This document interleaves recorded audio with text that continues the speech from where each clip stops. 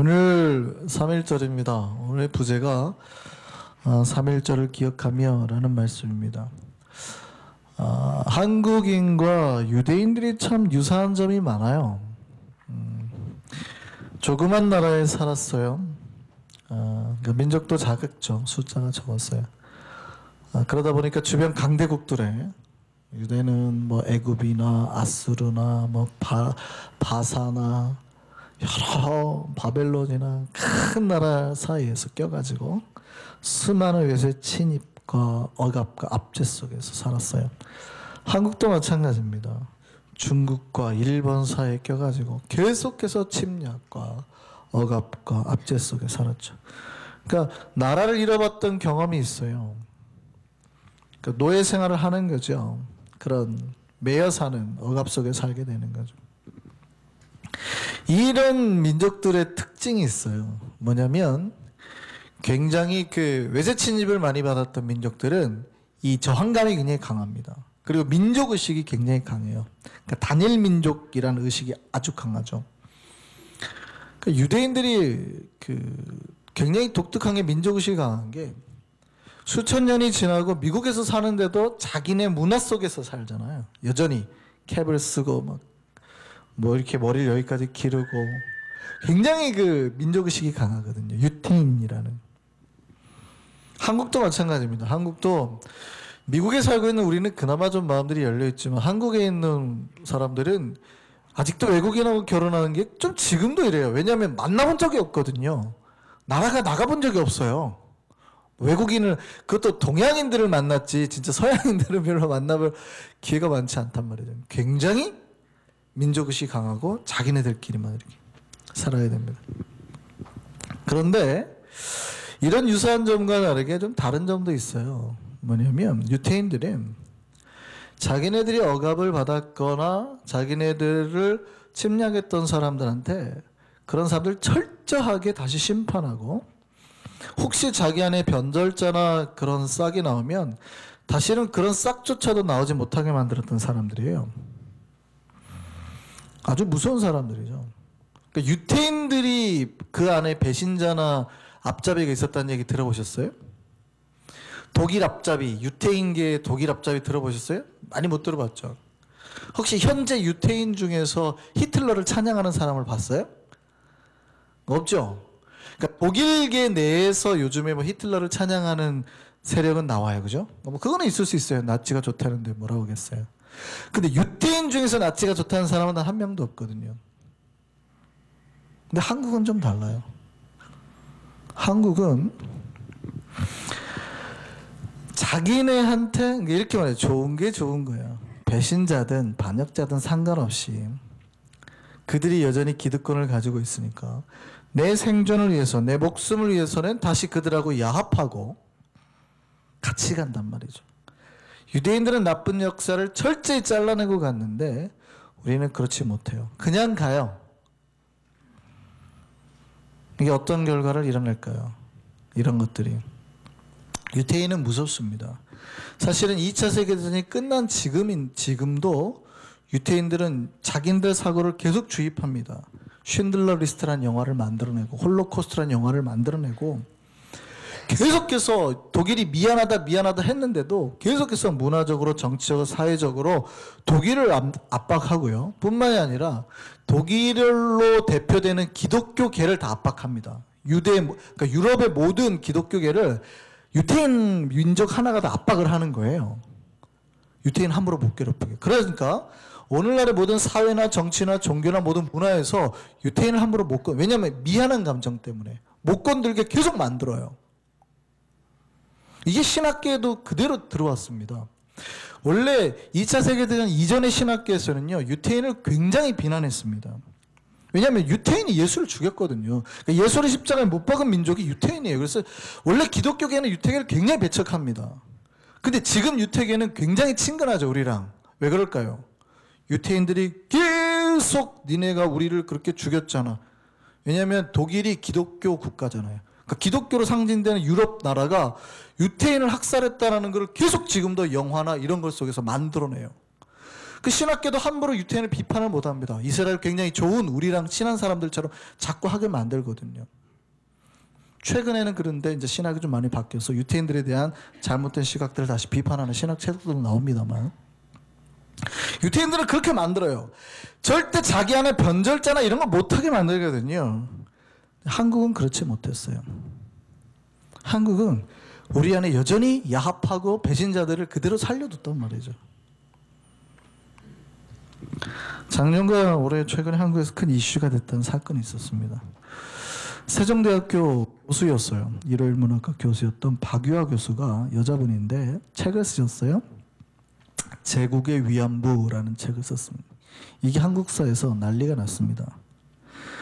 그러니까 그 책의 내용이 그거예요. 위안부 문제를 거론한 책인데, 일제강점기 때 위안부로 잡혀갔던 여인들이 자발적으로 참여했다고 책을 쓴 거예요. 위안부가 그거죠. 10대 때 후반의 여자들, 아니 20대 초반의 여자들을 일본이 강제 징집을 합니다. 아니면은 또 좋은 직장 자리라고 그 유혹을 하고 집집마다 다 다녀서 얘 좋은 직장이니까 보내라고 했고 갔더니 그 막 위안부였던 거예요. 그래서 뭐 동남아 이런 데로 다 보내버린 거예요. 돌아오지도 못하게. 거기서 갇혀 사는 거거든요. 성노예로. 근데 그랬던 위안부에게 뭐라 그러냐면 그 책에 이렇게 썼습니다. 일본 병사들에게 육체적 위안뿐 아니라 정신적 위안을 주는 동지이자 아내였다. 그게 현재 한국의 대학교 교수라는 사람이 하는 말이에요. 제가 보기에는 정신세계가 좀 이상합니다. 유태인들 안에서 이런 말이 나올 수 있을까요?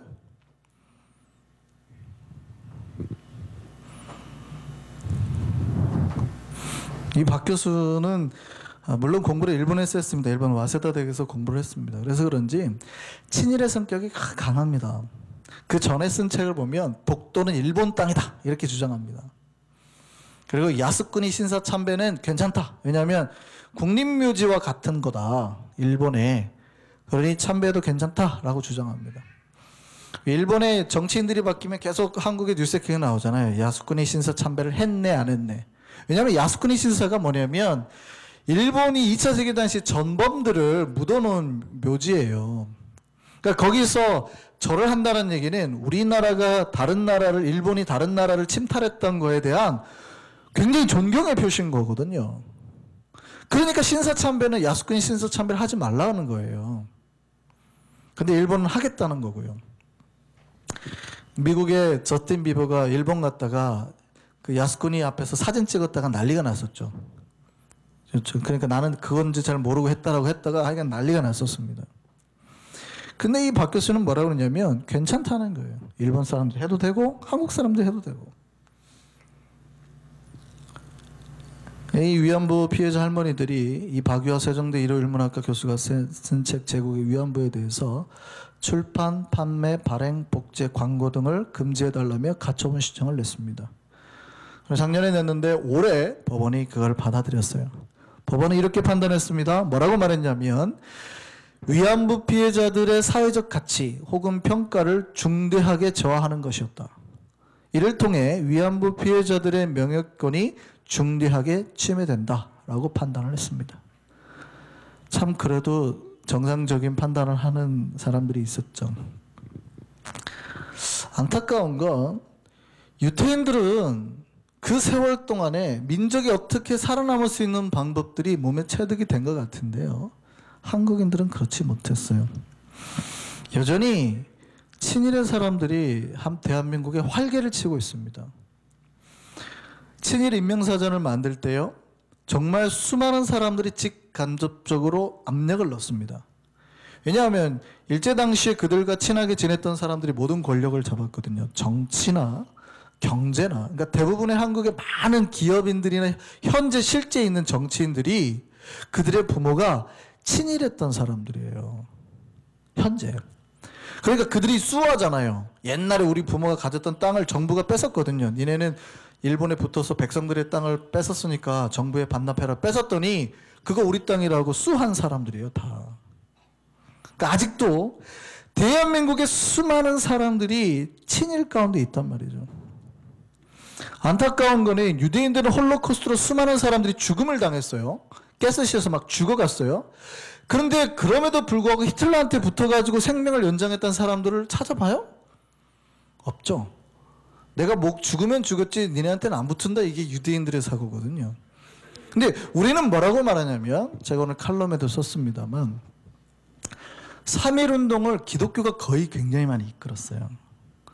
근데 3.1운동 이후에 일본이 무단 통치에서 문화 통치로 바뀝니다. 근데 문화 통치는 부드럽게 갔는데 회유 정책, 얘네들 억압했더니 더 데모하더라.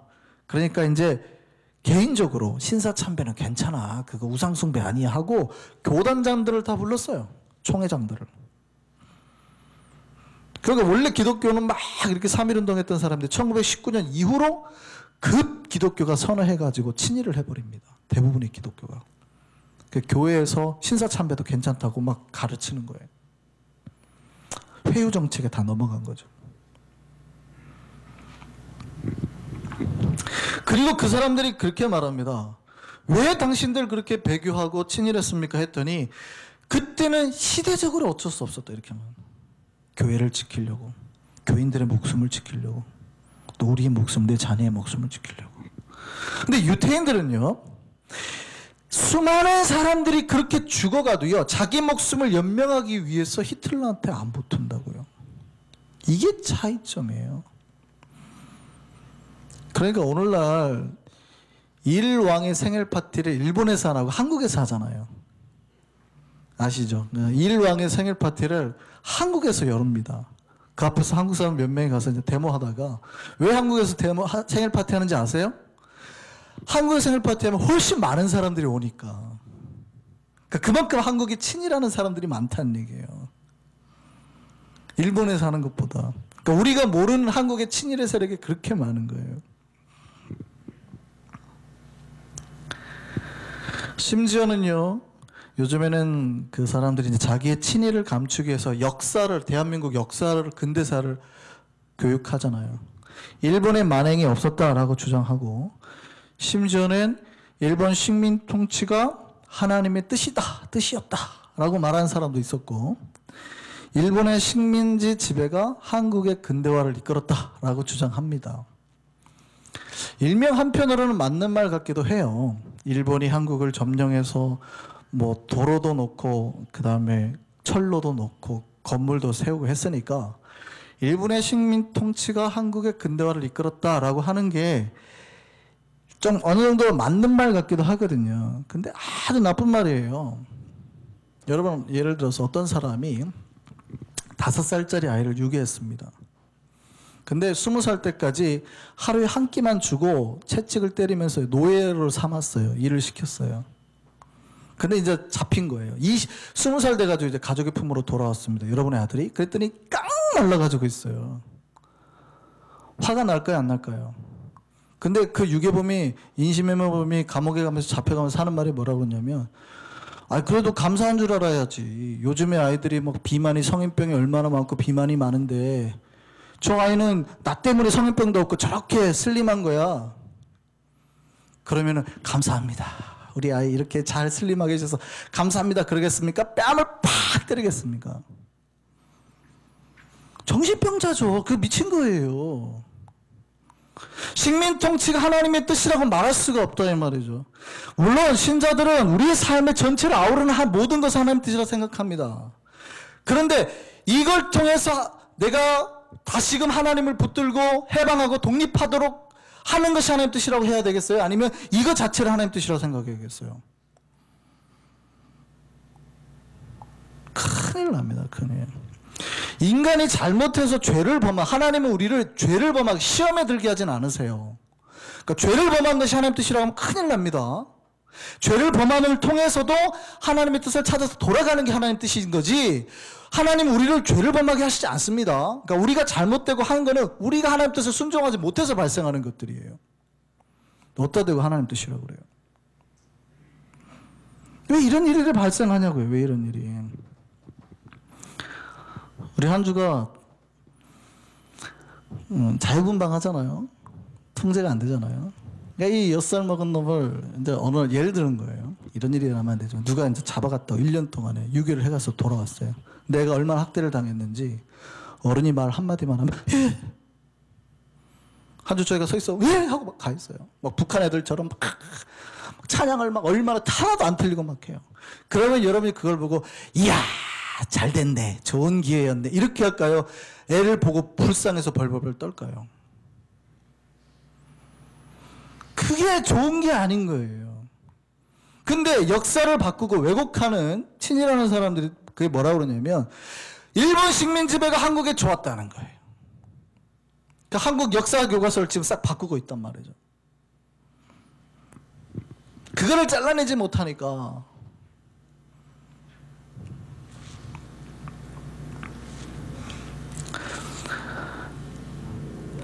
안타까운 거는 유태인과 우리의 차이예요.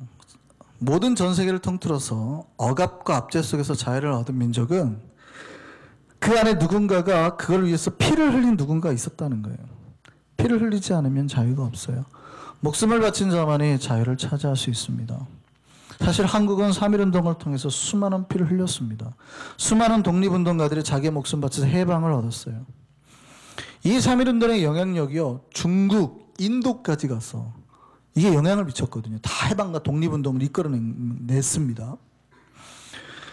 그들이 그렇게 해방과 독립을 이끌어낸 이유는 그 안에 있던 누군가가 죽음을 무릅쓰고 목숨을 아끼지 않고 자유를 위해서 싸웠다는 얘기예요. 누군가가 피를 흘린 사람이 있었다는 얘기거든요. 유태인들은 싸울 때 자기를 변절하거나 배신했던 사람들은요 철저하게 배척하고 그걸 남겼습니다. 그러니까 유태인들은 얼마나 무섭냐면 성경에 이제 그런 얘기가 나와요. 우리가 독립을 하기 위해 해방하기 위해서 전쟁에 나갔는데 배신하고 참여하지 않았잖아요. 성경에 기록을 해버려요. 니는 놈들은 안 나왔어 이렇게. 근데 목숨 걸고 싸웠잖아요. 이 사람들은 성경에 다 기록을 해줘요. 사사 시절에 이스라엘이 가나안 왕에서 압제를 당한 적이 있었습니다. 그때 사사가 이제 여선지자 드보라였는데 이 사사 드보라가 가나안 왕 야빈과의 전쟁에서 승리하고 이제 노래를 부릅니다. 근데 그때 노래가 어떤 내용이냐면 어떤 지파는 불렀는데 안 오고 어떤 지파는 와서 목숨 걸고 싸우고 이거를 다 기록에 남기는 거예요. 유태인들은. 사사기 말씀 볼까요? 사사기 말씀 한번 보시죠. 사사기 말씀.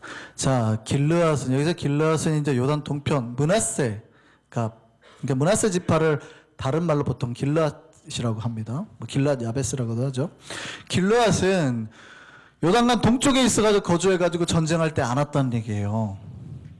단 지파는요. 단은 배에 머무름이 어찌 됨이냐. 배 타고 놀았다는 얘기예요. 뱃놀이하고.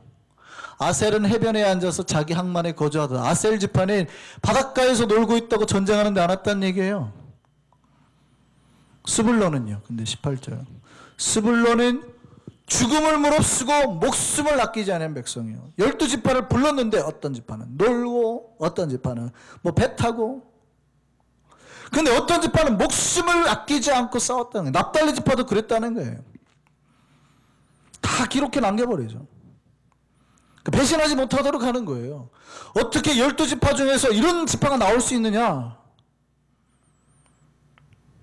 부끄러운 거지만 후대에 이런 일이 없도록 다 남기는 거예요.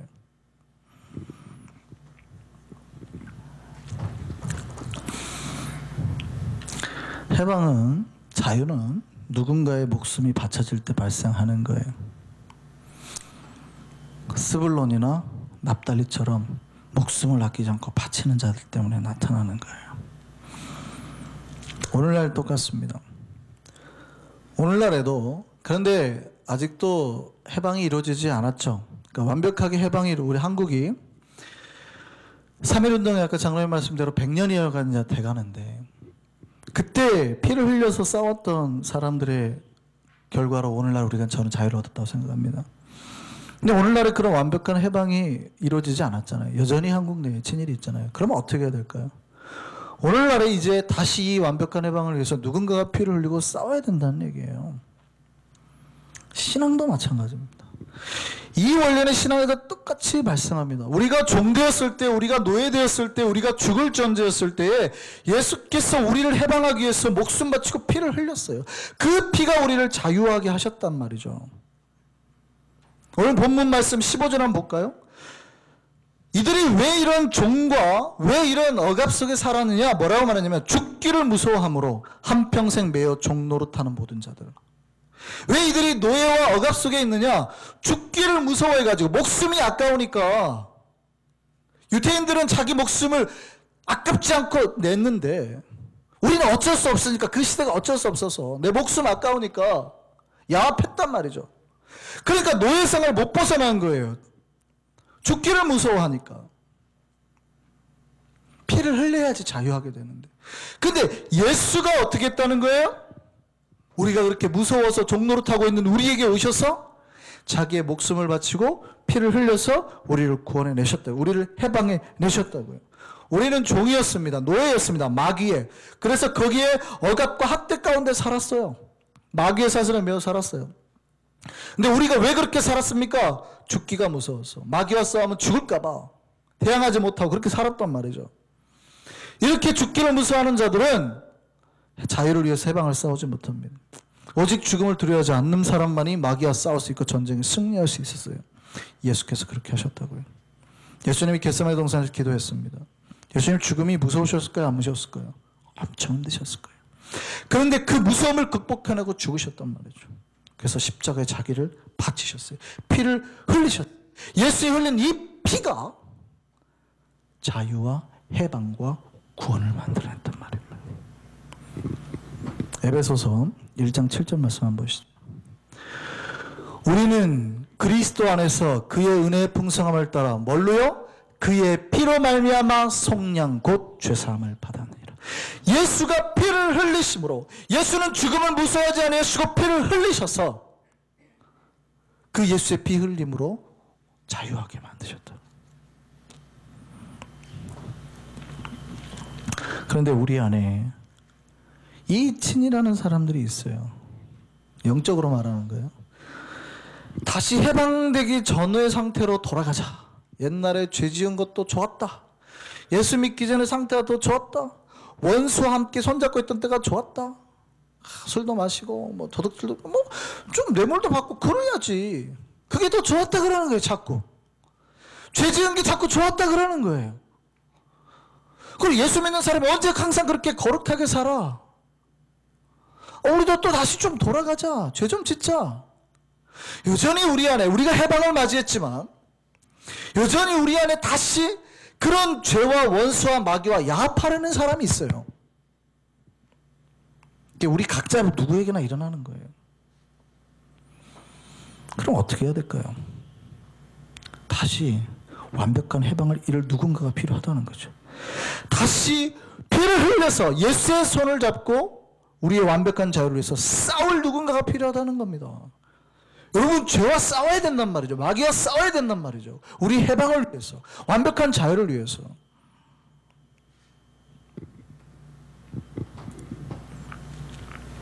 오늘날의 교회들이 자신들의 구원을 위해서 날마다 자기 목숨을 내놓아야 됩니다. 근데 목숨 내놓고 싸우는 게 힘들어요. 말씀해 보면 교인들이 오늘날 피 흘리기까지 싸우지 아니한다 그래요. 피 흘리기까지 싸우지 아니한다. 이 죄와 싸워야 되는데, 마귀와 싸워야 되는데, 내 구원을 위해서 내 목숨까지 내놓고 싸워야 되는데 교회 안에 아직도 친일파 같은 사람들이 있어요. 그러니까 죄와 친한 사람들이에요. 죄 좀 지어도 괜찮고, 야 내가 예전에 좀 해봤는데 그렇게까지 나쁘지는 않더라.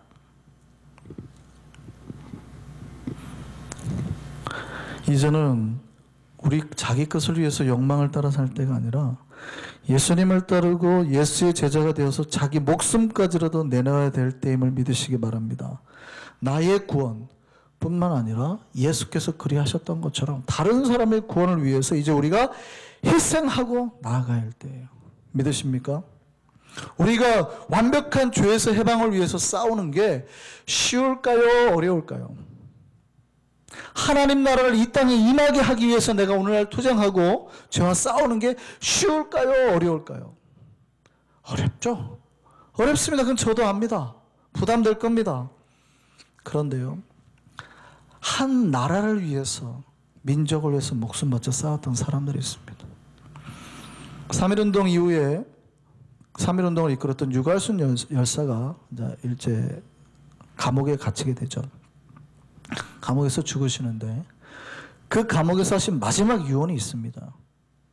마지막 유언이 이렇게 말씀하셨어요. 내 손톱이 빠져나가고 내 귀와 코가 잘리고 내 손과 다리가 부러져도 그 고통은 이길 수 있사오나 나라를 잃어버린 이 고통만은 견딜 수가 없습니다. 나라에 바칠 목숨이 오직 하나밖에 없는 것만이 이 소녀의 유일한 슬픔입니다. 이게 유관순 열사의 유언이었어요. 사진 한번 보실까요? 저 장면이 마지막에 이제 수감되고 뭐라고 그래요? 나라에 바칠 목숨이 오직 하나밖에 없는 것이 이 소녀의 유일한 슬픔입니다. 한 나라와 민족을 위해서도 내 목숨 바치기를 주저하지 않는 사람이 있어요. 손톱이 빠져나가고 코와 귀가 잘리고 손과 다리가 부러지는 고통을 겪었단 말이죠. 근데 이 나라를 위해서 피 흘리기, 이 나라 자유를 위해서 피 흘리는 게 안 아깝다. 이렇게 결단하는 사람이 있단 말이죠. 하물며 우리는 하나님 나라를 위해서 소명받은 사람 아닙니까? 여러분 안에 하나님 나라가 오게 하기 위해서 부름받은 사람이라고요. 저 죽어가는 사람에게 주님의 나라가 임하기 위해서 부름을 받은 사람이라고요. 그냥 이 땅의 나라가 아니에요. 영원한 나라, 영원한 나라. 모든 인류가 살만한 나라. 가장 거룩한 소명과 부르심을 받았다고요. 그럼 우리가 뭐라고 말해야 될까요? 내 손톱이 빠져나가고 내 귀와 코가 잘리고 내 손과 다리가 부러져도 그 고통은 이길 수 있으나 오직 이 하나님 나라를 잃어버린 그 고통만은 견딜 수 없습니다. 이 하나님 나라에 바칠 목숨이 하나밖에 없는 것이 우리의 유일한 슬픔입니다. 이렇게 말해야 되지 않을까요?